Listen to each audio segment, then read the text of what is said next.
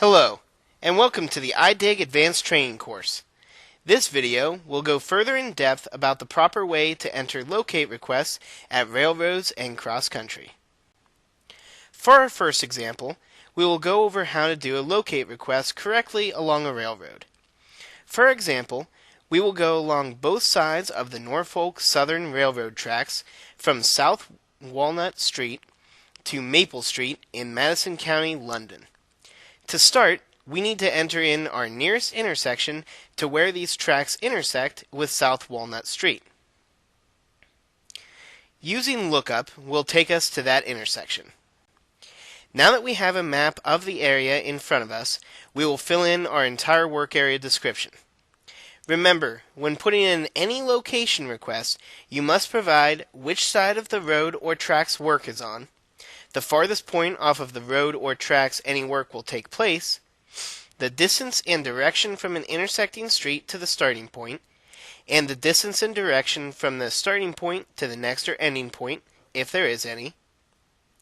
We also recommend increasing your buffer setting to 1,400 feet before mapping any time you are entering locates that travel cross-country. Keep in mind, locators and utility companies do not see and/or get a copy of the mapped blue notification area you are going to draw and may not have railroads on their maps, so you must provide a distance and direction from the nearest intersection to get them to the railroad you are working on. So we will enter both sides of the Norfolk Southern Railroad tracks, located approximately 185 feet southeast of Liberty Street, on South Walnut Street. Starting at the intersection with South Walnut and going northeast approximately 1,500 feet to Maple Street.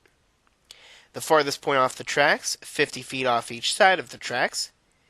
Enter Maple Street into your Cross 2 field so that your work area description matches your street fields.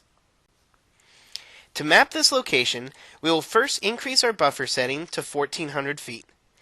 Then, using the ruler tool, we will measure our 185 feet southeast to our railroad crossing. Now, using our draw tool, clicking once at this point, and draw our 1,500 feet northeast to Maple Street, and double-click to end. In this case, we are able to follow the railroad line. However, this information is not always available.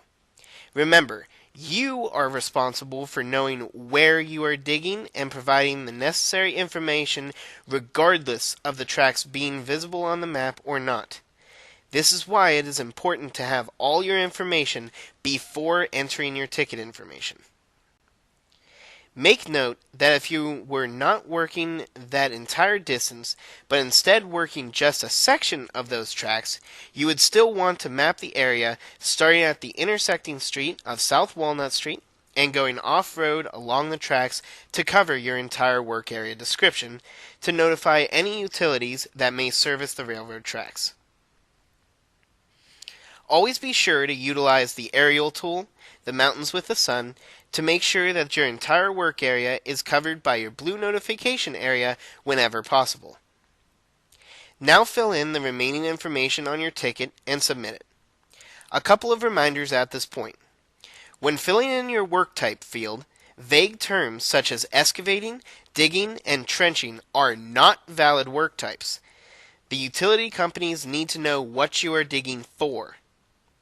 Also, make sure that if you do change your white lining box to yes, you should also have in your entire work area description how you have it marked. In our final example, we will go over the way to enter cross-country tickets properly.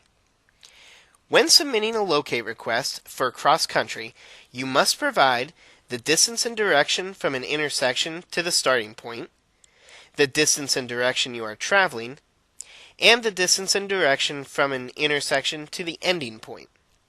Note that if you are using GPS points, you must still provide a full work area description with this required information. Also, remember, a single cross-country ticket can only go from one road crossing to the next road crossing. For this example, we will be in Huron County, Bronson Township. We will start at a point on the south side of the Peru-Olina Road East, approximately 800 feet east of North Edwards Road, and going south-southeast approximately 1 mile, ending at a point 2/10 of a mile north of Town Line Road 131 East, at a point 4/10 of a mile east of North Edwards Road. Enter this information in the proper fields, remembering to place the road you are starting on, in this case Peru-Olina Road East, in the street field, and the intersecting street you reference first in the Cross Street 1 field, North Edwards Road.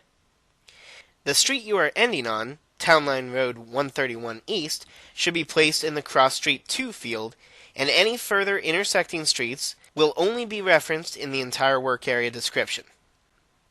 It is important to remember now that if you were to use an address in order to find your location, you must remove it from the street field before you draw on the map, or you will have to redraw it later. Remember, whenever doing any location request that is not only at that address, then you must remove it from your street field before submitting the ticket, or else you may only get that address marked and not the entire work area, or may get a no conflict response on positive response from utilities whom do have utilities in your area of work but not at that address. To begin mapping this area, we select Lookup, and you'll get a pop-up box. This box is warning you that it is not finding a match for Peru-Olina Road East between intersections of North Edwards Road and Town Line Road 131 East. Select Show All, and the map will zoom to a distance that will show every intersection that is a close match with either cross street and the street in the street field. Using whatever method you prefer, zoom into the area in Bronson Township that is now highlighted red, green, and blue respectively. It is important to remember at this point, because we are doing a cross-country ticket, to increase our buffer setting to 1,400 feet before drawing on the map to cover any utilities who might be near the pipeline. We will start by using our ruler tool to measure east from North Edwards along our starting street 800 feet, and double-click to end. Now that we have a place to start, when you select your draw tool, that measurement will remain on your map, and you can single-click there to start the drawing.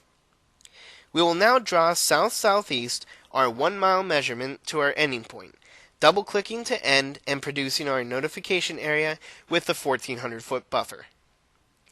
Once the area has been drawn, you should use your ruler tool again to make sure that your ending point is indeed covered entirely by the notification area. Again, making sure whenever possible to also double check this using your aerial tool. If you are unfamiliar with one or more topics discussed in this video, please refer back to the training videos and manuals. If you have any further questions, feel free to call in to the iDig department at 1-800-240-7190 anytime Monday through Friday from 8 a.m. to 4:30 p.m. Thank you for watching the iDig Advanced Training video for railroads and cross-country tickets.